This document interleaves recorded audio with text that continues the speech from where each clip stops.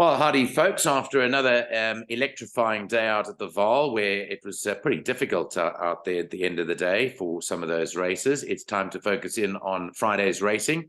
And we're down in Gqeberha in the Eastern Cape. Unfortunately, as was the case a couple of weeks ago, Nino Podesta, whilst he joins us in the discussion, we're not being able to see him again because there's some problems down in his part of the world with, I think it's load shedding related, Nino. Everything that we have to do these days is blamed on load shedding. So I'm going to blame it on Eskom. Yeah, Nico, good evening. Probably is, but I think I need to take the computer in to be checked. I think there's something wrong with it. Yeah, we thought it was an isolated occasion a couple of weeks ago when we couldn't see Nino, but Nino will be back. As I said, he's taking a leaf out of the Ghost Riders book. Because he doesn't want to be seen. Anyway, we've got 8 races down in the Eastern Cape, and yeah, it looks like another very competitive card. We're still on the turf track, so they're fixing up the poly track. When I was down there a few weeks ago, they're doing big work on that poly track down there. So we race at the Fairview track. And what does the card look like, Nino? Nico, it's quite a nice card, 2 very competitive races, but I think the others are not so difficult.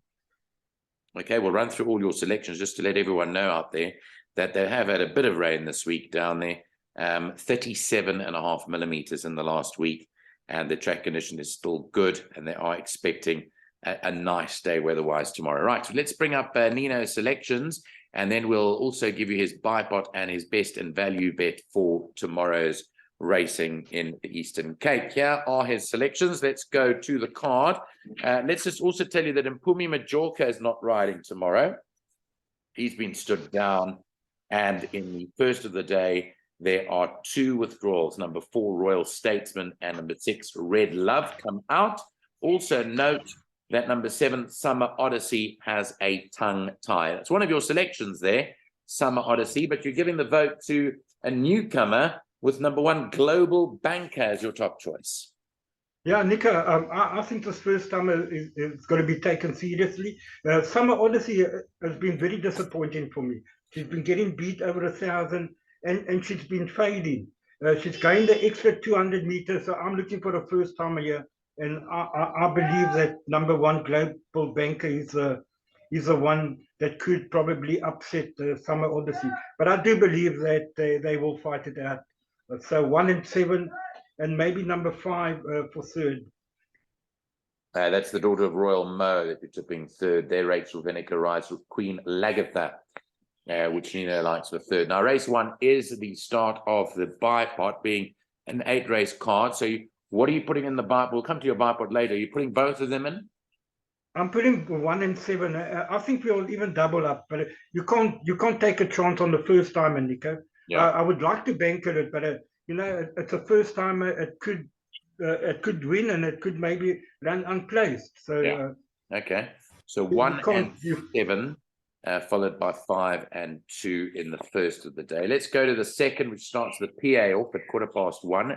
It's a maiden plate fillies and mares. 1,000 meters is the trip, and in race 2. I can't see any changes that will affect your selections over here. So here you're going for Aphrodite, daughter of Karari, tongue tie from the Graveyard for the first time, Adam Marcus horse, now moved provinces. Nico, well, that's a slight concern. The Adam Marcus horses that have come to PE haven't quite fired. We think all about Al, and I think there was another 1 or 2. Yeah. But this is such a weak maiden, Nico. If she produces that run behind Hunting Trip, then I think they're going to struggle to go with her. Surely she should beat a field of this nature. I actually make one of the better bets on the card. The tongue tie comes on first time, and then after her, 2, 3, 7, and 10. 2, 3, 7, and 11. Pomodoros Magic. I actually didn't tip the 11 because someone told me it was scratched. So, but you say there's no scratchings there. It's definitely not scratched. So would you like to adjust that from the 7? Yeah, well, definitely. I would bring that up to about 3rd place now. Yeah. 1, 2, 11, and 3. Okay, so Pomodoro Magic for Duncan McKenzie to be up there in the mix too. It's had one run there, but you're tipping definitely this horse Aphrodite for first. I do notice it says after its last run, tired, bled, suspended, which is a bit worrying. But maybe It with is. tongue tie, they might get that horse right, Aphrodite. It was the name of my late grandmother, actually, Aphrodite. Lovely name. And Nico, it's also a half sister to Varley, if I'm not mistaken. Is it? Yeah, but Yes, it Cupid. is. I think it is out of the mare Cupid. Yeah, I think you're right there. Yeah. Yeah. So Okay, we've got so 1, 2, and 3, as easy as that, you make it there. Yaya Maria. Well, actually, it was my Yaya. Yaya Maria. My Yaya's name is Aphrodite. Can you believe it? Oh, that's coincidental. Yaya's there the you Greek go. word for grand. Anyway. It's 1, 2, 11, 3, by the way. I've changed Yeah, it. okay, 1, 2, 11, 3. Yeah, you did change Pomodoro Magic there. Okay, let's move to the start of the pick 6 now. Race 3 is another maiden up the straight 1200. Here, you can scratch number 3, Settle the Dust. That's why I've only got your 3 selections, because this came late this evening as it came through at 6:30. This is Glenn Cotson's horse, Settle the Dust. That's now out. So that's scratched. Other change I've got is number 7, Jackson, Mississippi, is now being ridden by Keenan Stain. And those are the changes there. So I don't know where you initially had it. Where did you initially tip this horse? Settle the Dust. I originally tipped 8 to beat 3. And now I'm even stronger with the 8. Well, it should be a bit easier for the 8 to break its maiden. I think you'll be better over the 12. He's got a bit of a tricky draw at number 1 up the straight. Yes. But they can win from that draw, depending on how the going is. So I think Captain Warner is going to be a very hard horse to beat, Nico. But this is one of the hard races on the card. I had 3 and 8 in the bipot, so people will have to study and maybe add 1 or 2. Would I make the dangers? I thought maybe Myers Cat, having first run in PE, could improve. Last Survivor, and who was the other one? I think Jackson, Mississippi. Yeah.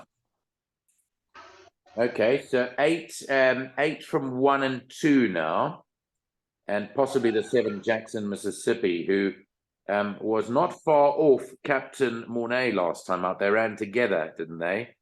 They did. Only 0.6 of a length between them. So I suppose wherever you tip 1, the other one has to be close behind it. Yeah, 100%. We might have to put a couple in the bipot now, because I can't go there banking. I think Captain Mornay will start favourite. I don't know if you can check the betting quickly on that race. Yeah, I'm seeing now there's been money for a few of them here. But I see that the favorite would have to be, it could be anything actually, because the original favorite was Settle the Dust. So they're betting 5 to 1 the field.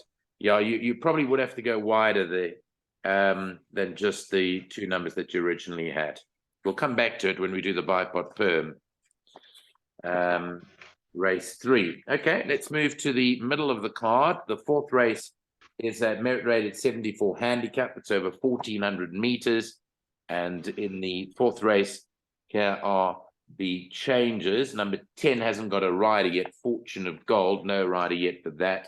And number 2, Duke of Orange, has cheek pieces now. They've taken the blinker pacifiers off and they've put the cheek pieces on. Number 2, Duke of Orange. Now you're in the camp of Motor City Hitman, who I think you've took before on the show, and you rate him as the value bet of the day at 10 to 1.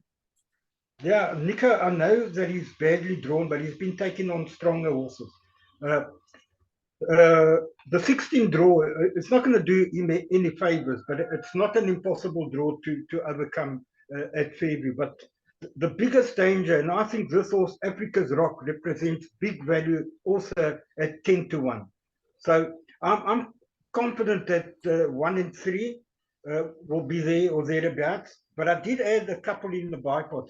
But I'm in the camp of number 1 and number 3 to fight this out. That's Africa's Rock and Motor City Hitman. You've tipped number 9 to run third, Travel Master, and number 11, Aspiring Terrain, for fourth. Correct. Yeah. And that should be the well drawn. She did run third, but was almost 8 lengths behind Perfection, who came out to run second to Kaya's Oak next time. So that form is quite strong. Okay, so that's another toughie, but you do rate 1 and 3 as 2 potential roughies to spring up there in the fourth race of the day, which is the opening leg of the first jackpot. I'm paging through to the fifth now, which is another handicap. It's for fillies and mares over the 1400-meter trip, and in race 5, number 5, Kiss of Life, is the mount of Keenan Stain. A jockey change there. Keenan Stain rides that one. Now, Belle of Belize was a very fluent winner last time out. She won it really well, and the money poured onto her to win it. Can she do it again? Nico, she can do it again, but I'm very worried about the source number 6, Stolen Kiss. Now, from what I heard, Gavin Fenter say they earmarked this horse for this race, and the horse I know as well, and they have no doubt that it will stay. I know it's on the last run behind Belle of Belize. She is a kilo better, worse off. So she shouldn't be able to beat Belle of Belize. But I think she's improving. And I think that's the danger. That's the only 2 horses I like. And I would be playing all exotics flat here, 1 and 6. After that, I think Phoenix and Sacred Lotus would be the best of the rest. Yeah, Phoenix has been ultra disappointing, hasn't it? It hasn't come to the party, Phoenix. It runs on into minor money, but you'd have the feeling here that Bella Belize would have her measure in the field. Yeah, I would imagine so, Nico. Okay, let's move through to our 6th race now. So Nina makes that between 1 and 6. Race 6 is another fillies and mares handicap, but it's a sprint 1,000 meters at the 82 level for race 6. Scratch number 9 here. Take out Time Chaser is out of race 6, and that's the change there. That's the only change on Time Chaser. Your horse that you're tipping is Variety Breeze, narrowly touched off last time out. Yeah, you narrowly touched off, ran a brilliant race behind Vegas Gold. And also on the race before that, when she was beaten 1.5 lengths by Princess Deb, is 1.5 kilos better off now. So that will bring him right on top of each other. And I do believe that the winner will come from 1, 2, 3, or 5, Nico. So another race where people can just go flat. 4 horses, and I can't see them going out. Yeah, Duncan's got both his Angel Debs and Princess Debs. Always hard to choose between them. I've got to give a shout out to Dennis Schwarz, who I thought had a very good day out today at the Vaal. A couple of winners for him, and trying to steal the last one as well, one of the last races too, but he rode particularly well. So Nino says 1, 2, 3, and 5 are the numbers to choose from in the 6th. The 7th runs at 4:15. It's a Pinnacle Stakes, fillies and mares over 2,000 meters. And the 7th race offers us no changes whatsoever. Ideal Angel and Loom Kotwa are your top three. Yeah, I think it's going to be very short in the betting, but I think this is the banker of the day, Nico. Last time out, she was put in the deep end behind top horses grazing in the grass, and a bunch of top horses. But look at the run before that, when she beat Wildest Dreams by 11 lengths. She's got a couple of beats here. She's got Hard Seas, well beaten. And is there anything else? And she's got Respectable Miss, well beaten. So I think she's going to go very close, Nico. And to me, the banker on the call. Okay, you're not worried about the fact that she's changing to go back to the turf. She's done most of her racing on the poly. She last was on the turf back in May, but she ran a good enough race there. Yeah, she did, but you know, the way she won, I don't think the turf, I think she won on the turf in Joburg. Yeah, she has. Yeah, she has won. Yeah, well, she came from Joburg. I don't quite remember who trained her there. I think it was Erica Verdenese. Could have been Erica Verdenese. Yeah. And I think she won 2 or 3 races on the turf in Joburg. Yeah. So I've got no problem with the turf. She has won over this course and distance, though. The important thing that she's won over this 2000 on the turf at Fairview. So that's no problem. I was just saying she's going back to that surface. So 2-1 is the price. Ideal Angel in race 7 at 2-1. Well, I think that's a very generous price, Nico. I must be serious. I think it's a very good price. Okay, let's move on to the 8th and last. It's a merit rated 72 handicap over the 1900-meter trip. And in race 8, no jockey for number 14 yet. Ideal Time. That is without a rider. Again, you're going low. You've always professed that American Landing is a turf horse, not a poly horse. And it proved it last time out when Richard rode it to victory. They put Rachel Veneker on him this time round, but you're sticking with him. Yeah, because he's getting the 1.5 kilo. He won the 60.5. He's now carrying 59.5 with Rachel's allowance. Okay, he's got a bit of a bad draw, but he was drawn badly last time as well. 10 out of 14. He's now 13 out of 18. Are there any scratching? There must be some scratching. No, but the 2 horses are obviously reserves.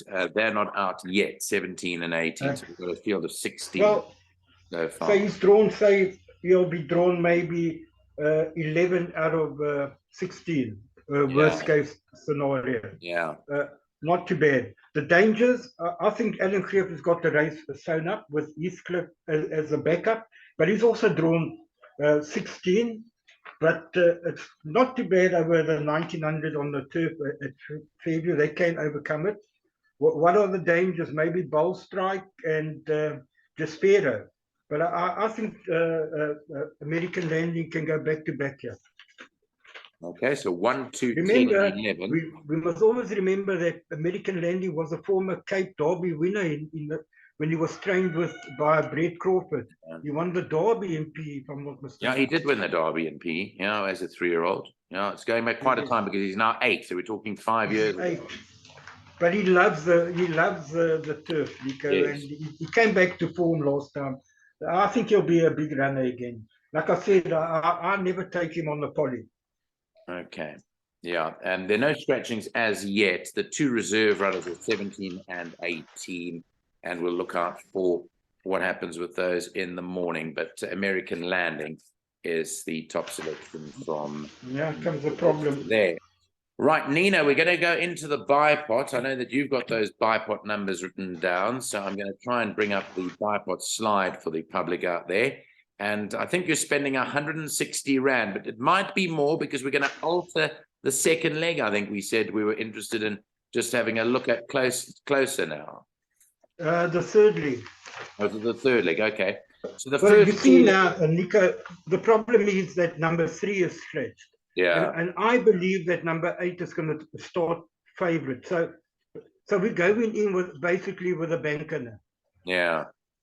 Okay, so take us through the first leg. You're not changing. You're going 1 and 7. No, I'm not changing the first leg, and I'm banking Aphrodite. I'm very happy with Aphrodite, so that's fine. Now the third leg is a problem. Right, what are you going to put in? Are you putting in Maya's Cat instead of the 3 now? Settle the dust. I would like to put that, and I would like to put Jackson, Mississippi, because if you ever look at Jackson, Mississippi's penultimate run over the 1200, he was just beaten by Let Me Go. Yeah. And he wasn't far behind Captain Mornay. In saying that, I think Captain Mornay will be better over the 12, as he showed early in his career. Yeah. So I still think Captain Mornay will beat Jackson, Mississippi, but we need your help here. You need to put a horse in for it. Yeah.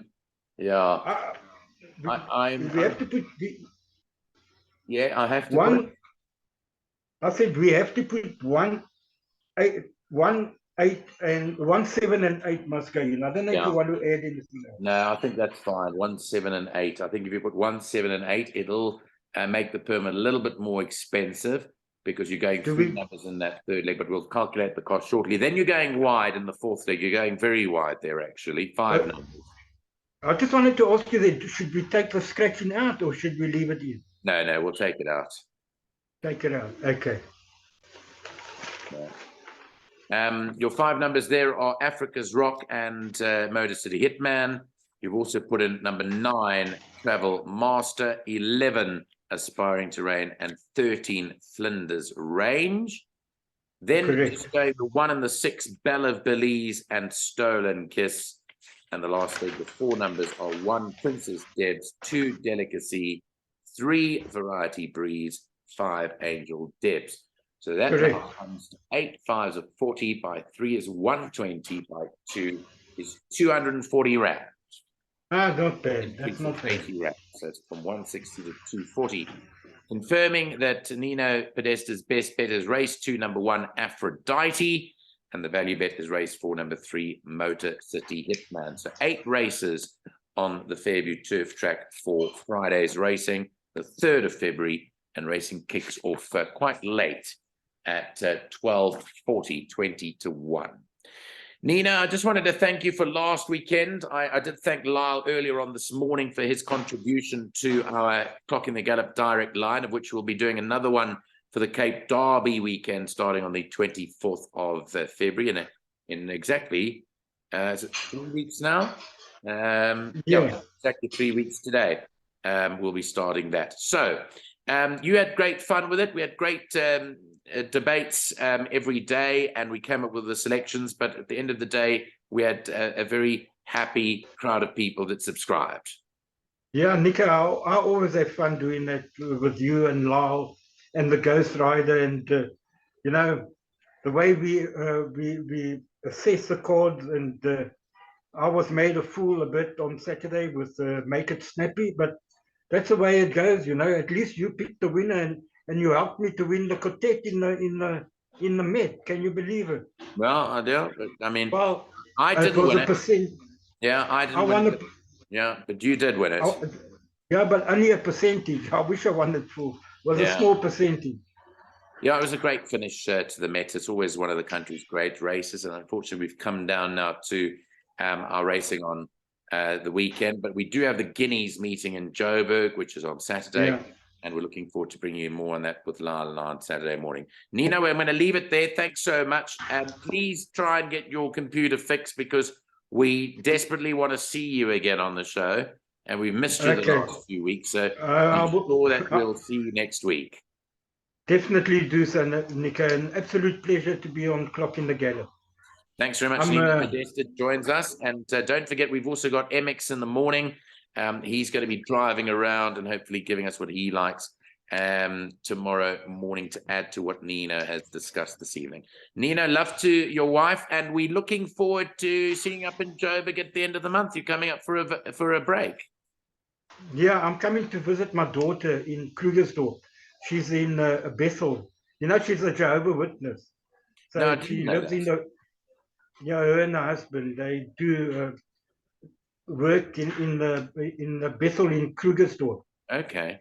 So we'll definitely see you then, and maybe we can do a show with you live, you and me live on... Well, I'll be doing that PE with you, because that's on the 23rd, isn't it? Yes. Yeah, I think it's on the 24th. 24th. Yeah. So I'll be there. So we might be doing that show live together. We'll do a quick snippet at a coffee shop or something like that, for the people. Okay, Nino, I'll leave it there. Have a great weekend. Thanks again for your contribution. Okay. Thank you, Nico. Pleasure. Always. Cheers.